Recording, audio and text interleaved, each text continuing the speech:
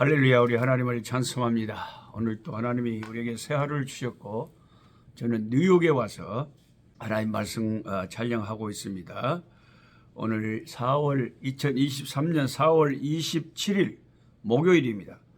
역대하 17장에서 19장의 말씀을 공부하겠습니다. 오늘 말씀 공부하기 전에 세계적인 이 성악 하시는 우리 전도사님이 함께 계시고 또 권사님도 계시고 하셔서 이태리에서 유학을 하신 겁나게 유명한 분인데 함께 찬송 한판 하고 말씀 공부하겠습니다. 300장 내 마음이 낙심되며 근심에 눌릴 때 주께서 내게 오사 위로해 주시네. 찬송가 300장 시작을 해 주시기 바랍니다. 내 마음이 낙심되며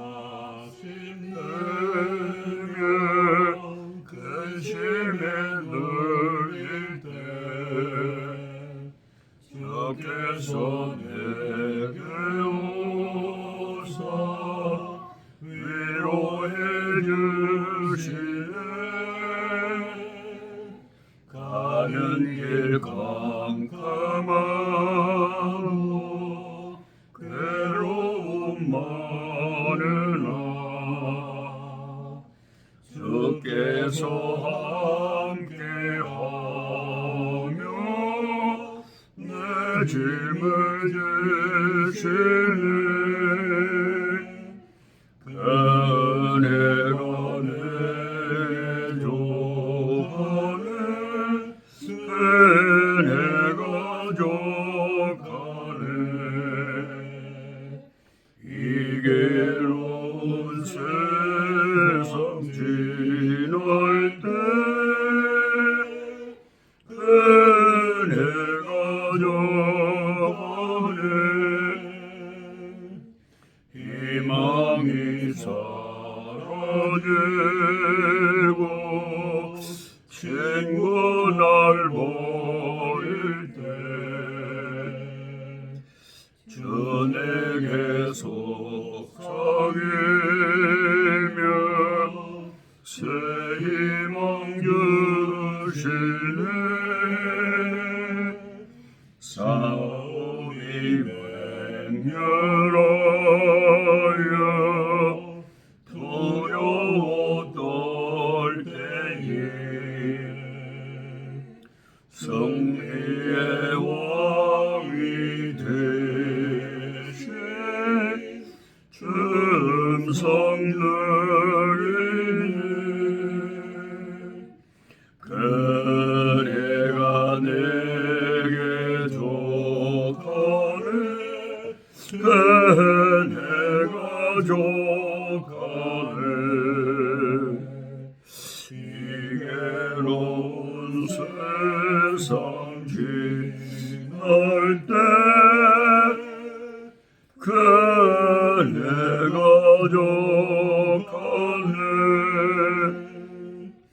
범민이 가득 차고 눈물이 흐를 때 전하의 곁에 오서 위로해 주시네. 환난이 닥쳐와서 어려움 당할 때 주님의 능력이요 원수는 이기네.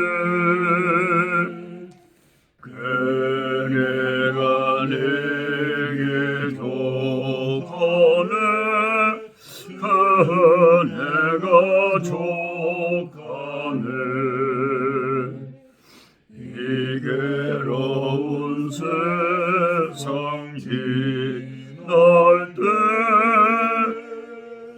그네가 족하네.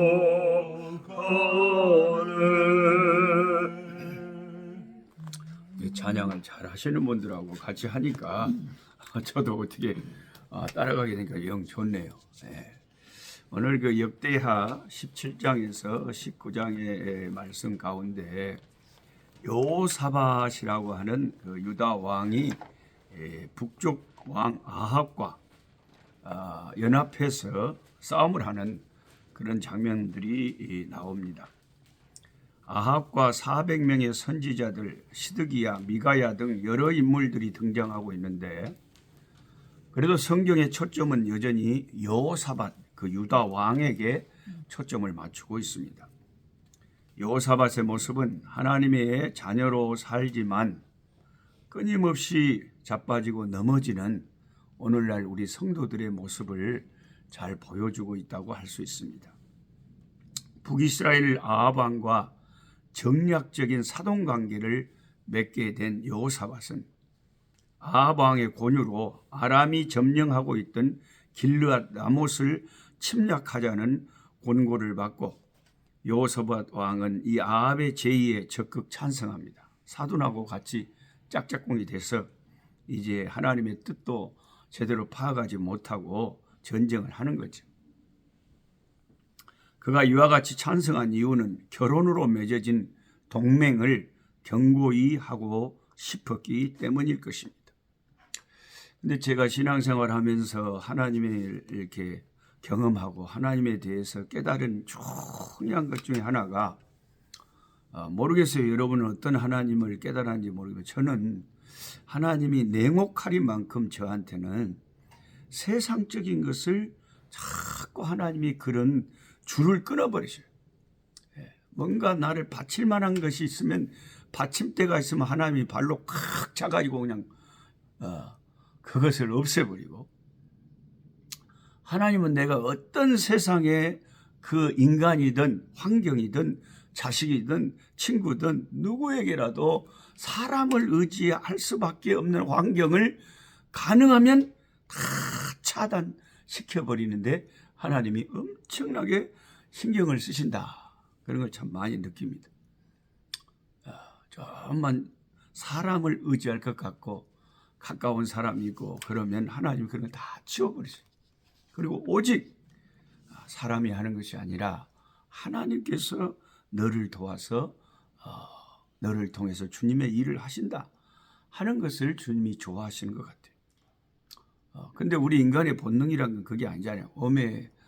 조금이라도 뭐 세상적이고 눈에 보이는 뭔가 도움이 될 만한 것이 있는 것이 사람이 마음이 안심이 되지.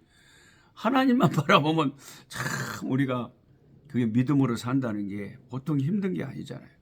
근데 하나님은 계속해서 믿음으로 살기만을 원하시기 때문에 하나님이 그 아합 왕이 그 제의를 해왔을 때 남쪽의 여호사밧 왕이 자기의 그 아름다운 믿음으로 그 제안을 거절하고 나는 뭐 아무리 힘 있는 사돈도 좋고 돈 많은 사돈도 좋지만 나는 예수 잘 믿는 하나님 잘 믿는 며느리 얻을래요. 네. 이렇게 하는 게 좋지. 저도 이번에 이제 아들이 5월 13일 날 결혼합니다만은 우리 며느리가 믿음이 좋은 것이 나는 뭐 참 좋아요. 다른 것은 모르겠어요. 하여튼 교회에서 전도사님으로 교회 아이들 섬기고 그러니까 그게 얼마나 귀하냔 말이죠. 예. 우리 인간들은 그냥 사돈떡잠 보려고 그 아합왕의 그 제안을 받아들인 게 남쪽 유다 이 여호사밧 왕의 치명적인 잘못입니다. 그 우상 숭배하는 아합 왕과 이세벨의 딸이었으니까 얼마나 그 믿음이 없이 그런 악한 영향을 받은 그런 며느리가 남쪽 유다 왕가에 들어온다는 것 자체가 이 여호사밧 왕이 크게 선택을 잘못한 것이었죠. 아합은 온 나라 안에 선지자들을 이제 전쟁을 하기 전에 불러 모아가지고 이 전쟁이 어떻게 되겠는가 물어봅니다. 자그마치 400명이나 모였습니다. 그들은 이구동성으로 길르앗 라못을 하나님께서 주셨다고 잘못 예언을 합니다. 이것은 하나님이 아합 왕을 죽이려고 하시는 하나님의 계획 속에서 이런 환경이 조성되는 거예요. 그러나 여호사밧은 그 선지자들이 믿음이 안 가요. 이 사람들 말고 진짜 좀 제대로 된 선지자 없냐? 그러니까 아무래도 여호사밧 왕이 조금 더 영성이 있는 거예요. 제대로 사람을 알아보는 거예요.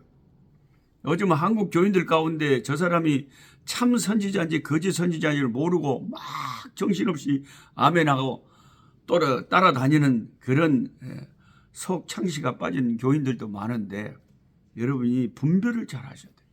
이 말세에는 거짓 선지자들이 너무 많아요. 굉장히 조심해야 돼요. 미가야는 그 선지자로서 참 신실한 당시의 선지자였는데 북이스라엘에 참 드문 선지자였죠. 미가야가 이제 나타납니다. 미가야가 나타나가지고 그 400명의 그 거짓 선지자들하고 대결을 하는 거예요. 400명의 선지자들은 가면 이긴다 그러고 미가야 선지자 딱 한 사람이 이것은 하나님께서 왕을 죽이기 위한 하나님의 섭리 가운데 일어난 일이니까 당신 가면 죽는다. 그렇게 분명하게 바로 말씀을 전파를 합니다. 오늘날도 미가야 선지자처럼 바른 말씀을 전파하는 것은 인기가 없어요. 핍박을 받아요. 잘 될 것이다. 축복받을 것이다. 그렇게 선동을 하고 거짓 선동을 하고 그러면 엄청나게 따라다니고 그런데 막 헌금하고 난리가 나요. 이게 얼마나 잘못된 것입니까?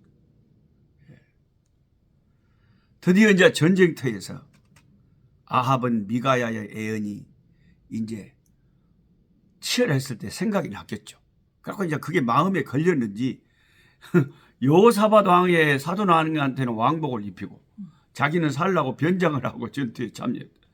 그러나 하나님이 얼마나 세밀하게 역사하십니까? 역대하 18장 33절에 한 사람이 무심코 활을 당겨 이스라엘 왕의 갑옷 솔기를 뚫은지라고 적혀 있습니다. 인간은 무심코 행동했는데 하나님은 그것을 정확하게 그 아합 왕 갑옷의 솔기를 마치게 하신 것입니다. 갑옷은 화살이 뚫지 못하게 쇠판으로 중요 부위를 덮은 것인데 그 세 조각 사이를 정확하게 화살이 가서 찔러버렸다는 것입니다. 그것은 소란한 전투 중에 쉬운 일이 아니었습니다. 그것은 하나님의 심판의 화살이었습니다. 이 성경은 하나님이 당신은 정확하게 일을 하나님께서 그 거룩하신 뜻을 이루어 가시는 분이심을 보여주는 거죠. 오늘 내가 무심코 하는 일은 어떤 경우에는 하나님의 섭리 속에서 정확하게 그분의 뜻을 이루어가는 도구로 쓰여질 때도 있다는 것을 깨달아야 됩니다.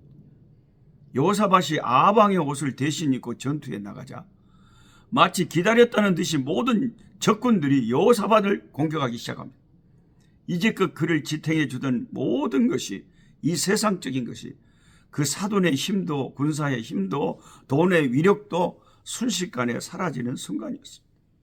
그 용맹스러운 군사도 견고한 성읍들도 한껏 자기를 지켜주던 거짓 선지자들의 소리도 그 순간에 아무런 힘이 되지 못했습니다. 오직 죽음의 공포만을 대면한 그 시간, 그는 그곳에서 그 순간 자신이 하나님 앞에 잘못됐음을 깨달은 것입니다. 그 위기의 순간에 오늘 본문 31절 중반에 보면 그가 소리를 질렀다. 여호사밧이 소리를 질러라고 말하고 있습니다. 무슨 소리를 질렀을까요? 성경을 읽으면서 상상을 해봐요. 뭔 소리를 질러버린 그 순간에 자신이 가지고 있는 것의 공허함과 무기력함에 대한 영혼을 관통하는 섬광 같은 깨달음, 그리고 그것과 함께 찾아왔던 에마디 비명과도 같은 절박한 기도의 소리였을 것입니다. 그런데 하나님은 마치 기다렸다는 듯이 그 에마디 기도에 응답을 하십니다. 하나님의 귀는 여호사밧의 비명과 같은 기도에 귀를 기울이고 여호사밧의 그 에마디 기도를 결코 흘려보내지 않으셨습니다. 이것이 하나님 아버지의 마음입니다. 아버지의 마음은 결코 그 아들을 떠나지 않습니다. 때로는 징계의 매를 들지만 때로는 실패의 일을 겪게 하는 것을 허용하시지만 그러나 그 속에는 자녀를 향한 사랑이 그 채찍 속에는 녹아 있는 것입니다. 여호사밧이 소리를 질러 오늘날 우리 같으면 주여 하고 회개하는 마음으로 주님을 불렀겠죠. 살려주세요. 아버지 잘못했습니다. 나 죽겠습니다. 나 좀 살려주세요. 지가 잘못해서 지가 자초한 죽음의 위기였지만 하나님은 여호사밧 왕을 결코 버리지 않았습니다. 아합은 죽었지만 여호사밧은 하나님이 살려주셨던 것입니다. 오늘 하루를 또 이 말씀 가운데 살아갈 때에 내가 하나님 앞에서 잘못된 것이 깨달은 순간, 그게 참 중요한 거예요. 만나교회 김병삼 목사님이 설교 시간에 한 말 중에 아무리 신앙이 좋은 사람이라도 실수 안 한 사람은 없대요. 누구나 다 실수할 수 있는데 정작 중요한 것은 실수를 한 다음에, 실패한 다음에 무엇을 깨닫고 어떻게 돌이키느냐, 그게 정말 중요하다는 거죠. 하나님 앞에 염치 없고 미안하지만 주여 제가 잘못했습니다. 항복합니다. 회개합니다. 나 좀 살려주세요. 나 좀 도와주세요. 아버지 나를 도와주세요. 외마디 소리를 지를 때에 하나님이 우리를 도와주시는 것입니다. 여호사밧 왕의 이런 경험들을 오늘 우리의 삶에 적용시켜서 위기를 당할 때 주님을 찾는 저와 여러분 되시기를 주님의 이름으로 축원합니다. 기도하겠습니다. 아버지 하나님 감사합니다. 하나님의 말씀을 펼칠 때마다 우리 인간들의 참 연약한 모습들을 보게 되고 하나님의 변함없는 자비와 끝없는 사랑을 보게 됩니다. 하나님, 우리가 잘못해가지고 우리가 세상적이고 인간적이고 사탄의 시험에 빠졌어요. 믿는 자지만은 아버지 잘못되어 삶으로 인생에 큰 위기를 당할 때가 많고 어려움을 당할 때가 많은데 뒤늦게라도 깨닫고 돌이킬 때에 하나님은 또 새로운 아버지 회복의 은총을 베푸시는 주님이심을 고백합니다. 주여 우리를 새롭게 하시고 여호사밧 왕처럼 깨닫고 돌이키게 하여 주시옵소서. 예수님의 이름으로 기도하옵나이다. 아멘. 약한 자 힘주시고 강한 자 바르게 추한 자 정택함이 주님의 뜻이라. 해 아래 압박 있는 곳 주 거기 계셔서 그 팔로 막아 주시어 종이가 서